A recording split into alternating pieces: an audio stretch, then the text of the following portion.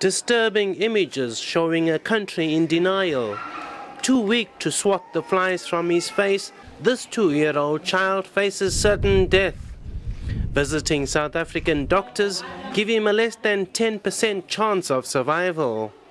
Apart from being malnourished, he suffers from malaria.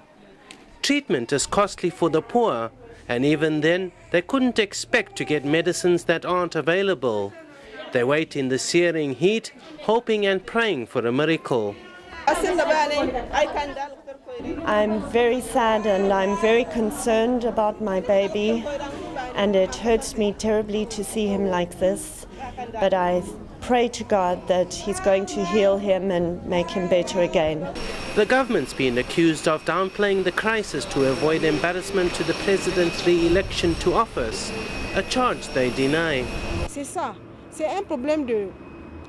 I do not see how any opposition parties can accuse him of not making calls for help, because he has. Help that's taken too long. This year, farmers hope there won't be a repeat of last October when locusts and a severe drought ravaged crops, destroying the lifeblood of a nation whose economy centers on subsistence farming. Now people are so hungry that when a South African humanitarian group arrived with 36 tons of food and medical supplies, a stampede ensued.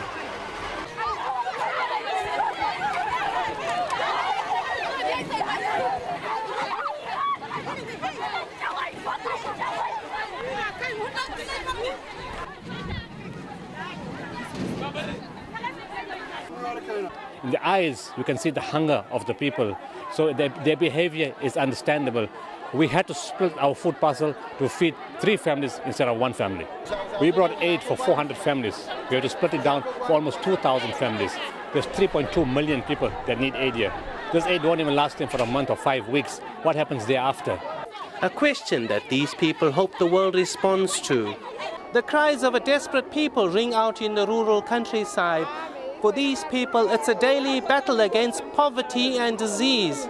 Their only hope is that the world responds to their call. And with the coming of seasonal rains, it not only brings relief to a parched countryside and a good start to the harvest, but compounds the misery with an outbreak of diseases such as malaria.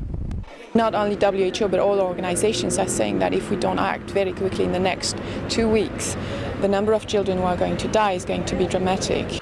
Just how many is unclear, but the prospect of many children losing their lives is a gloomy one.